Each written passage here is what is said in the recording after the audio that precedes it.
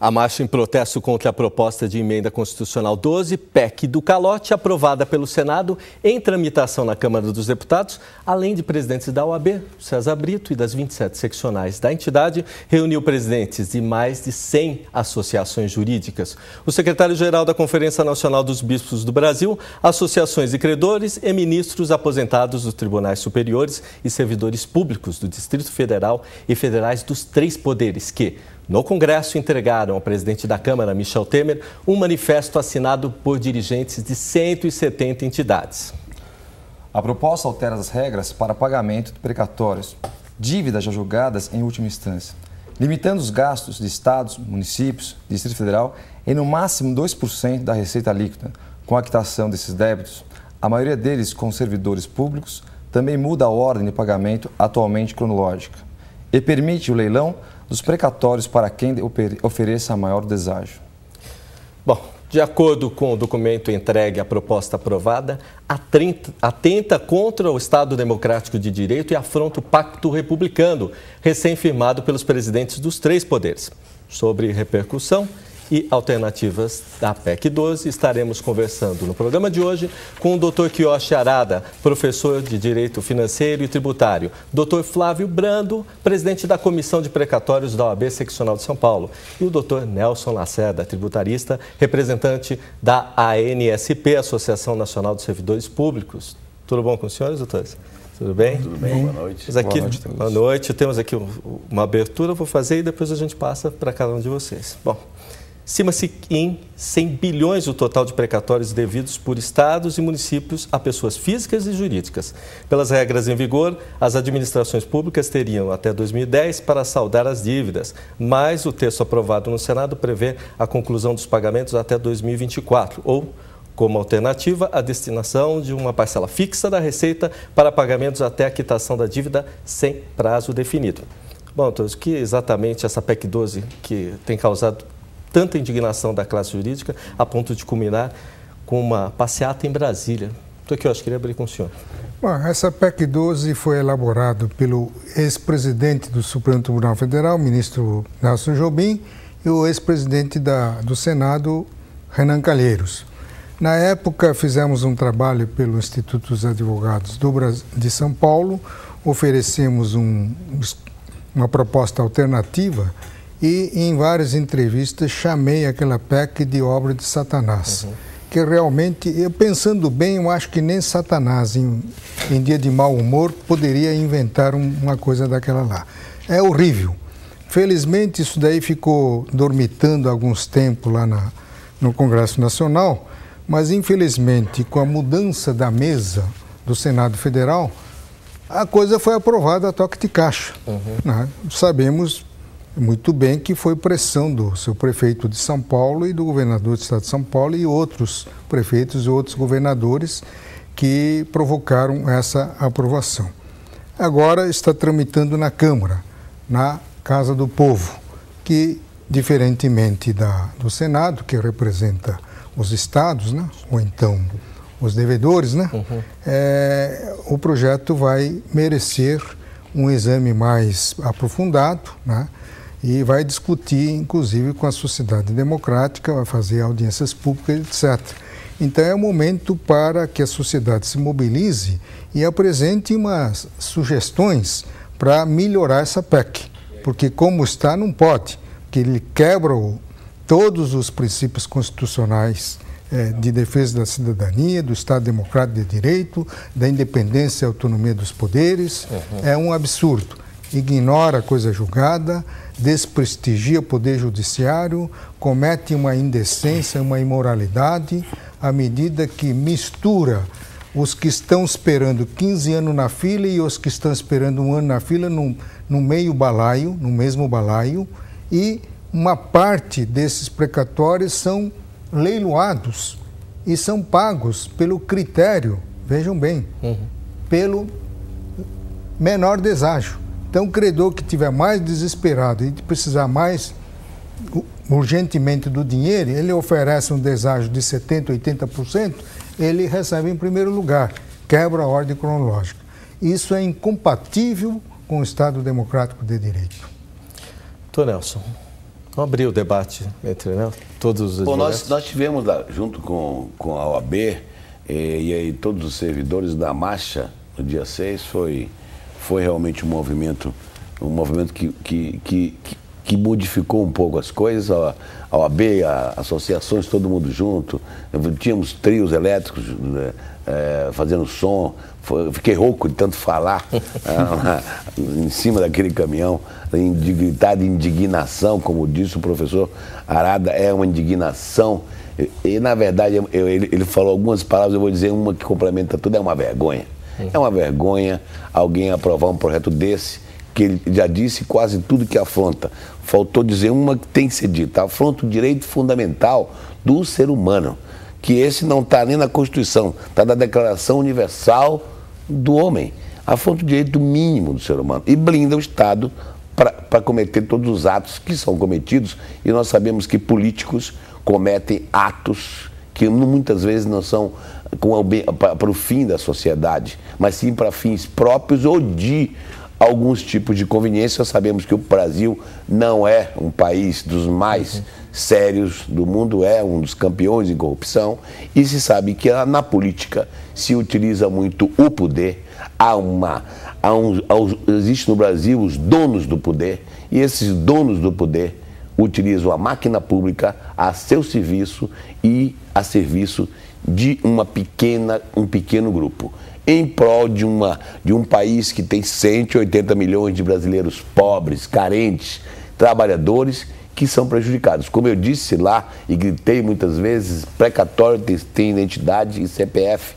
Atrás de um precatório, quase sempre de 50 mil reais, 100 mil reais, quando entrou a ação era 5 mil, era um pedaço, era um pedaço do salário do servidor, era 2, 3 mil reais que eles roubaram há 20 anos.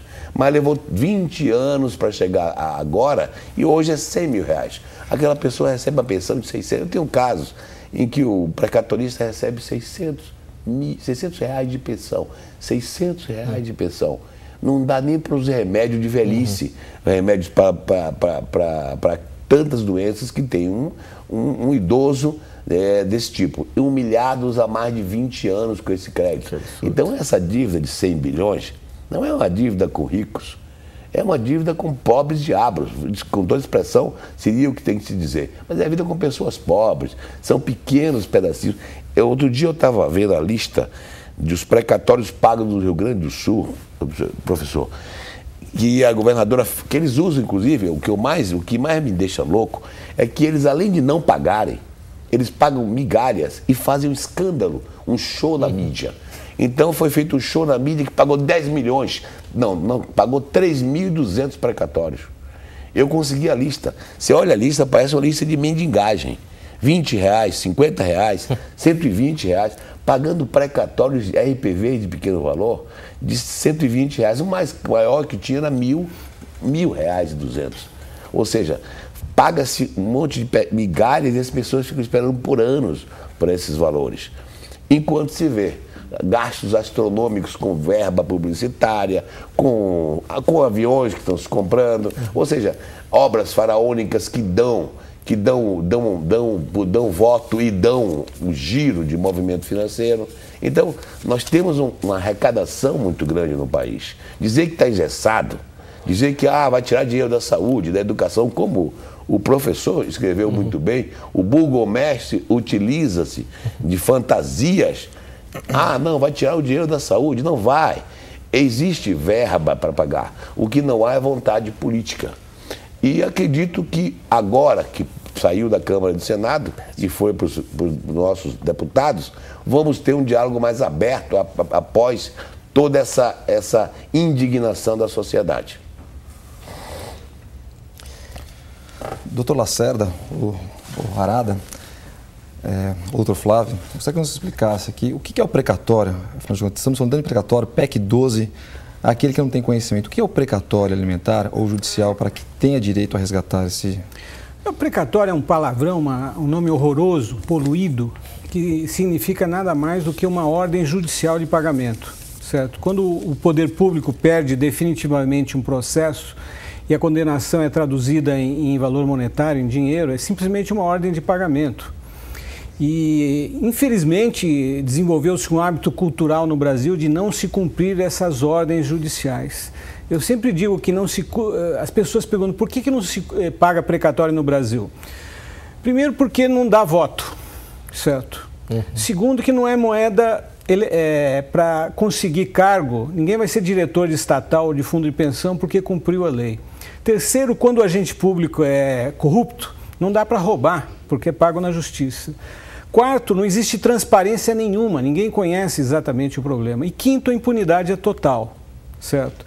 Nós na OAB temos insistido muito que não é um problema técnico, uma coisa chata, abstrata de orçamento. Como disse o colega Nelson, existem pessoas atrás disso aí, mas para nós, enquanto OAB, isso significa descumprimento de ordem judicial. Hoje não se cumpre ordem judicial de pagamento. Já está difícil cumprir ordens de reintegração de posse. Amanhã não vão cumprir ordens de habeas corpus, porque o governador vai dizer que você não pode libertar assassino na visão dele, certo? Enfim, ordens judiciais têm que ser cumpridas em qualquer caso. E é essa luta que nós temos levado avante. Em Brasília, eu também sou vice-presidente do Conselho Federal de Precatórios, certo? Tive a chance de conhecer o Brasil inteiro. As barbaridades são indescritíveis. Salvador, a cidade de Salvador, acho que não paga nada desde 1997, uma coisa assim. 95. É indescritível. E as pessoas agem como se fosse natural. Isso não é natural, não pode ser natural. Precatório é uma invenção infeliz brasileira. Também nos perguntam como é que funciona nos outros países, certo? Funciona muito bem, tem que pagar.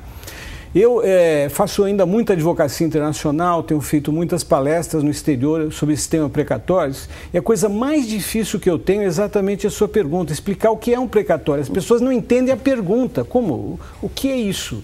Foi condenado, tem que pagar. Na Alemanha, o Estado é condenado, o juiz emite um cheque, certo? E o órgão devedor que se vire para pagar, certo? Então, toda essa cultura desagou numa primeira moratória em 1988, que foram 8 anos. Nada foi cumprido. Emitiram-se papéis para pagar diretamente os precatórios, o dinheiro foi desviado. Ano 2000, mais 10 anos, alguns órgãos cumpriram. O Estado de São Paulo cumpriu quanto aos não alimentares, não pagou os alimentares. O Estado de São Paulo está parado em 1998, tem mais de 12 bilhões de precatórios alimentares atrasados. A coisa continuou, o débito acumulando, o esqueleto saiu do armário, não tem mais como segurar. O que estão tentando fazer? Essa PEC 12, que é indescritível. Isso não existe em nenhum lugar do mundo. O Brasil, se aprovar essa maluquice, que esperemos que não aconteça, será o único país do mundo onde prefeitos, governadores e presidentes somente precisará ser honesto e cumprir as leis e as ordens judiciais até 2% do orçamento. É a mesma coisa que uma pessoa física como nós, digamos, com um salário de R$5.000, aprove uma lei que blindaria qualquer execução a 2% disso. Então, nós jamais teríamos que pagar, além de R$100 por mês, de qualquer tipo de execução. Então, o sujeito para de pagar aluguel, condomínio, cartão de crédito, seguro-saúde e deixa a coisa explodir. Vocês imaginem... E gasta à vontade. Você imagine o que prefeitos e governadores não farão. O prefeito poderá desapropriar a casa do seu adversário político, derrubar e fazer um parquinho infantil. Um governador, como vários que nós temos aí, pode desapropriar a repetidora da televisão, o jornal, certo? Banco, pode nacionalizar banco, pode reestatizar a Vale, certo? Então a coisa é muito séria, vai muito longe, não é um probleminha de conta. Além do problema humano, a ordem institucional fica definitivamente comprometida. Está explicado porque o professor Harada menciona que é fruto do Satanás. Né? Então, deixa eu explicar essa cultura da... Tokioshi, a gente vai entrar no intervalo e já entrar essa questão do Satanás, que eu quero falar disso.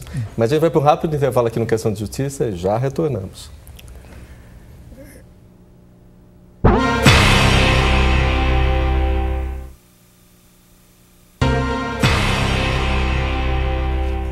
Você está aqui no Questão de Justiça, que pode e quer a sua participação. Mande aí um e-mail, questãodejustiça@rbtv.com.br ou participe do nosso site, www.questãodejustiça.com.br.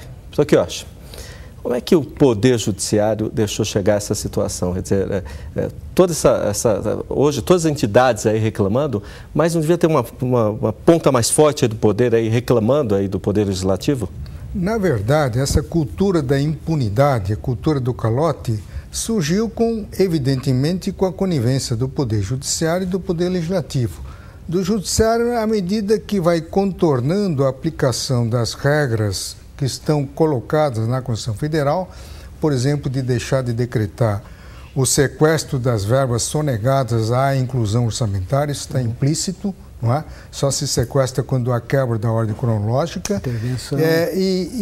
Uma omissão também do Ministério Público, que assiste uma confissão pública em rede de televisão do governante dizendo que desviou dinheiro do precatório porque tinha outras prioridades. A prioridade da administração tem que ser executada com as verbas pertencentes ao Poder Executivo. Não pode meter a mão no bolso alheio, não pode fazer uso da verba pertencente ao Poder Judiciário, que a Constituição Federal, no parágrafo 2º do artigo 100, diz com toda clareza que as verbas correspondentes ao pagamento precatório serão consignados ao Poder Judiciário. E quem ordena o pagamento é o presidente do tribunal, dentro da ordem cronológica. Isso está escrito na Constituição. Então não se faz cumprir. Aqui neste país vigora o princípio da inconstitucionalidade eficaz e o princípio da ilegalidade eficaz. É fato consumado. Vigora e o Legislativo da benevolência política. Também aprovando periodicamente esses calotes, estimulam o processo de endividamento irresponsável na contramão do que está na Lei de Responsabilidade Fiscal, que está aí só para enfeitar as prateleiras. Isso sem contar. Por quê? Porque o governante, ele descumpre a própria lei salarial que ele aprovou. Ele paga uma parte do reajuste, manda para escanteio as vantagens pessoais. Quando não revoga por um simples decreto, o que está na lei, simplesmente ignora. O funcionário está descontente, fala, vá para o judiciário. Aí o funcionário vai para o judiciário, fica 10 anos brigando e outros 20 na fila do precatório. E o governante sabe que ele, tirando uma parte dos vencimentos do servidor e fazer uma obra faraônica, ele vai ter repercussão na mídia. E vai ganhar, vai ter lucro. No país, ou não? Isso é importante dizer, país, que não dá volta e não dá lucro. Porque nós sabemos cumprir a lei e a Constituição, não se cumpre a lei porque não faz mídia. Pública. Não faz mídia. Não dá voto e não dá lucro. Não dá voto e não dá lucro. Tem o seguinte, a lei nesse país não é cumprida. A lei aqui é a lei do governante que toma conta da verba que é do povo. Se esquece que a verba é do povo e se usa a verba como quer, como lhe convém a seus pares. Isso vem do... Vocês têm ideia da dimensão disso? A dívida de precatórios não é contabilizada, nem com a lei de responsabilidade fiscal. Que é um absurdo, né? Então, tudo que se fala há anos no Brasil de superávit, de 4%, contas em ordem, é tudo rigorosamente mentira. Certo? É a mesma coisa que uma empresa não contabilizar no seu passivo as suas dívidas judiciais, certo?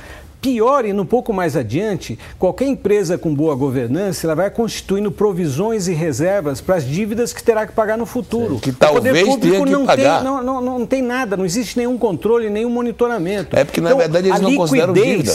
Certo? Os balanços no Brasil são rigorosamente frios. É um caixa 2 avalizado por Tribunal de Contas, pelo Poder Legislativo. Certo? É uma dívida de segunda classe que ninguém quer falar a respeito. Bom, eu vou dar um exemplo interessante aqui.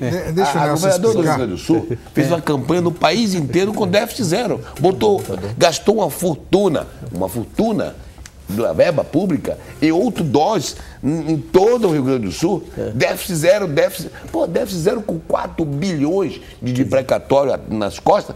E isso significa o quê? Que a dívida judicial não vale nada. Eles não contabilizam e não consideram dívida e conseguem dizer que estão com déficit zero com 4 bilhões de dívida pendente e mais de 4 para entrar. Então, você imagina assim, como é que tem a cara de pau de dizer que tem déficit zero? Nos parece, então, que não seja um problema financeiro, mas um problema governamental ou político. Político. Qual que é a alternativa, então? Não é financeiro. É político-cultural, né, doutorada? É político-cultural. Nós temos que reverter essa cultura da impunidade, cultura do calote, através de medidas legislativas drástica. Na verdade, a Constituição Federal em vigor já contém regras duras, mas na falta de transparência, de norma bem expressa, está havendo uma espécie de contorno dessas normas, né? Uma interpretação ultra flexibilizada e que criativa. Criativa, conveniente, não é? Como, por exemplo, aquela decisão do Supremo revogando o sequestro da verba de Santo André porque pagou parcelas do precatório não privilegiado, deixando de pagar precatórios alimentares que a Constituição diz com todas as letras que tem privilégio. Então, o ministro entendeu que só haveria quebra da ordem cronológica se deixasse de pagar um outro precatório da mesma espécie do alimentar. Ora, se o Estado de São Paulo congelou o pagamento de precatórios alimentares em 98, daqui em 300 anos não vai haver quebra de ordem cronológica, que simplesmente está congelado. Na verdade, o que se cria é fundamentos não convincentes para que se mantenha a legalidade. É o caso do pedido de intervenção federal. Nós fizemos pedido de intervenção federal do ex-governador Olívio Dutra 2 vezes. A resposta do STF qual foi? Não é culpa do gestor, é falta de verba. Olha, eu devo começar a usar isso, não vou pagar ninguém. Claro. Não é culpa o ministro devia perguntar, falta de verba, tudo bem. Por que está faltando verba? Resposta, porque eu, governante, desviei. Certo? Ele fiz má gestão pública. Agora, se vocês me perguntarem qual é o meu sonho de consumo em nome da OAB para resolver esse problema, é o seguinte, eu aprendi com a minha mulher, que é psicóloga, para resolver um problema, você precisa admitir que ele existe. Se você registrar no Tesouro Nacional todas as dívidas de precatórios, União, Estados e municípios, algo terá que ser feito, certo? Hoje está tudo escondido, então o primeiro passo é esse número vir à tona, certo? Nós já tentamos fazer isso e eu ouvi do ministro Jobim que a primeira ideia dele de resolver o problema, se é que ele pretendia resolver o problema, era fazer uma troca do papel precatório por um papel de dívida, que seria negociável, entraria no CETIP. E a reação do Tesouro foi negativa, porque eles disseram, bom, aí tudo que nós temos dito há décadas, certo, vira pó. Mas não é só isso. Viu, Brando? Isso aí tem um grande problema. O artigo 77 da Lei de Responsabilidade Fiscal, a Lei Complementar 102, determina que se escriture na coluna de montante de dívida mobiliária consolidada o valor do precatório não pago até 31 de dezembro. Ninguém está fazendo isso porque isso fica muito transparente e compromete o limite máximo de endividamento do município e do Estado. Afronta a resolução do Senado Federal, que cada Estado, cada município tem seu limite. Se ele colocar o valor do precatório não pago dentro da dotação da dívida mobiliária, ele não vai poder fazer nenhuma operação de crédito. Além disso, então, ele esconde. Vai perder todo o rating internacional, porque é um país endividado. É o que acontece. Quem disse que é 100 bilhões? Quem falou isso? Eu estou discutindo há anos, e eu já levantei, que o Estado de São Paulo não deve 18 bilhões, deve quase 30. Porque esses 18 bilhões vem há anos e ele não se paga e a dívida não vai diminuindo sozinha. O Rio Grande do Sul está falando em 4 bi há 7 anos. A dívida não é paga e ela vai sumindo. Agora vai sumir, porque a PEC 12 diz que vai transformar a correção de 12% mais GPM em poupança. Ora, se eles fizerem isso, uma transformação vai descer para 100 bilhões. Sabe o que é isso? Isso tem tido um impacto muito grande até fora do Brasil. Isso eu ia perguntar para o senhor, como é que está essa situação lá fora? Isso é um plano Collor, certo? Isso é confisco. É confisco? Isso é confisco, certo? Eu adiantando uma coisa que eu acho muito interessante, eu irei aos Estados Unidos, irei novamente essa semana fazer palestras sobre precatórios. Certo? Dezenas, centenas de pessoas ouvindo. Por quê? Certo? Eles não conseguem entender como um país que se vende como responsável, com equilíbrio fiscal, organização, sistema tributário perfeito, escondem. Que coloca 4 bilhões de dólares dentro do FMI para ajudar os países emergentes. Beleza. Acabou de entrar isso. Isso é fanfarra. O foco da palestra vai ser exatamente rating, agências de avaliações, certo? Por quê? Dentro desse escândalo internacional do subprime e tudo mais, as pessoas começaram até a processar judicialmente os avaliadores de risco com a alegação sustentando que compraram ações ou títulos baseados numa avaliação falsa ou tecnicamente incorreta, certo? Agora, se eles têm aprovado o Brasil com notas fabulosas, com base em balanços absolutamente frios, do que nós estamos falando? Certo? E hoje em dia as pessoas estão mais preocupadas com esse aspecto, certo? Então nós teremos